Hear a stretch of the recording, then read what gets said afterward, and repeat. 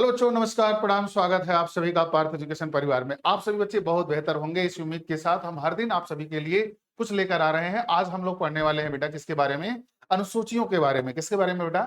आज हम लोग पढ़ने वाले हैं संविधान की अनुसूचियां, और सभी अनुसूचियां एक ही बार। ठीक है, ये सभी अनुसूचियों को एक ही बार, और साथ ही साथ अनुसूचियों के साथ संविधान का भाग पहला भी आपको बताएंगे।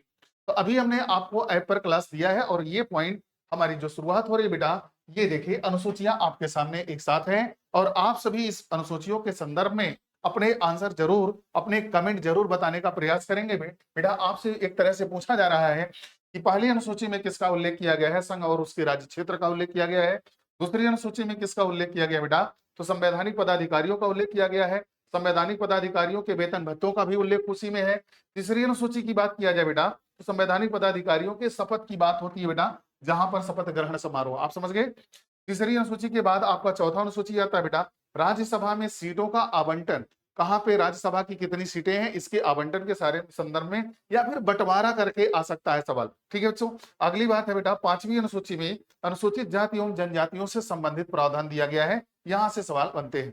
दूसरी बात, छठी अनुसूची बेटा, असम, मेघालय, त्रिपुरा, मिजोरम, इसे आप एएम टीएम के नाम से भी जानते हैं। दूसरी बात आपको बताऊं, सातवीं अनुसूची है संघ सूची, राज्य सूची और समवर्ती सूची का उल्लेख किया गया है। अब संघ सूची में कितने विषय हैं, राज्य सूची में कितने विषय हैं, समवर्ती सूची में कितने विषय हैं, आप कमेंट करके जरूर बताना बेटा। ठीक है, आठवीं अनुसूची में भाषाएं हैं, कुल कितनी भाषाओं को मान्यता मिली है? 22 भाषाएं। क्या अंग्रेजी को भी मान्यता मिली है? इसके संदर्भ में आप कमेंट करके जरूर बताएंगे। ठीक है बच्चों, नवीं अनुसूची भूमि सुधार से जुड़ा हुआ है।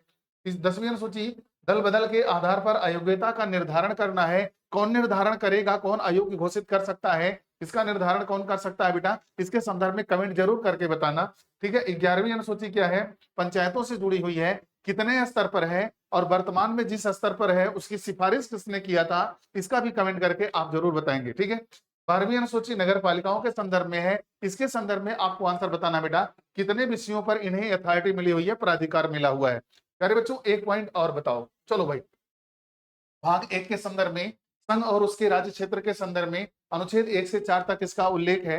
ये जो तीर लगाई गई है बेटा, ये तीर प्रश्न पूछा गया है। जैसे अनुच्छेद 1 से 4 तक किसका उल्लेख है? संघ एवं उसके राज्य क्षेत्र का। फिर कह रहा है संघ एवं उसके राज्य क्षेत्र का उल्लेख अनुच्छेद 1 से 4 तक है बेटा। ठीक है, फिर 1 से 4 तक में किसका उल्लेख है? भाग एक में।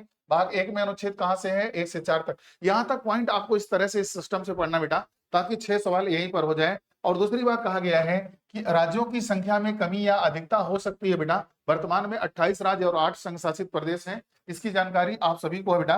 कह रहा है कि संघ और उसके राज्य क्षेत्र के संदर्भ में अनुच्छेद 1 की बात करता है। नए राज्यों को प्रवेश दिलाना है तो इसके लिए अनुच्छेद 2 है बेटा। और दूसरी बात आपको बताएं कि जैसे इसका उदाहरण कि 35वां संविधान संशोधन करके, 36वां संविधान संशोधन करके, दोनों संशोधन करके सिक्किम को सहराज्य और पूर्ण राज्य का दर्जा दिया गया। ये भी पॉइंट आप देखेंगे परीक्षा में एक से अधिक बार आपको सवाल मिल चुका होगा बेटा। ठीक है, और दूसरी बात है राज्यों की कमी और संख्या हो सकती है, इसका प्रावधान अनुच्छेद 2 और 3 में किया गया है बेटा। कहाँ किया गया है? 2 और 3 में किया गया है। आपको एक पॉइंट और बता देना चाहते हैं, कह रहा है कि अनुच्छेद 3 में नए राज्यों के नाम व सीमा में परिवर्तन करने की शक्ति है। किसके पास है बेटा? संसद के पास है, लेकिन यह परिवर्तन साधारण बहुमत से किया जाएगा, इसलिए इसे संविधान संशोधन या 368 का हिस्सा नहीं माना जाएगा बेटा। आपको बताएं, उदाहरण देखिए यहाँ पर एक पॉइंट, जैसे साधारण बहुमत से किया गया संशोधन इसमें नहीं माना जाएगा।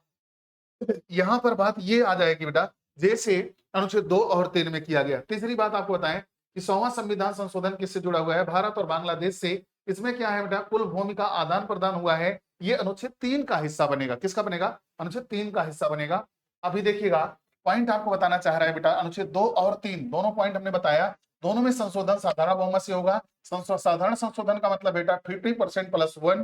दूसरी बात है, इसमें देखिए नए राज्यों का प्रवेश और नए राज्यों के नाम में परिवर्तन, दोनों का अंतर यही है बेटा। दूसरी बात आपको बताऊं कि सिक्किम को 35वां संविधान संशोधन द्वारा जोड़ा गया और 36वें संविधान संशोधन द्वारा पूर्ण बनाया गया। बांग्लादेश के साथ भूमि समझौता हुआ 100वां संविधान संशोधन इसके लिए बहुत महत्वपूर्ण है, 2015 वाला।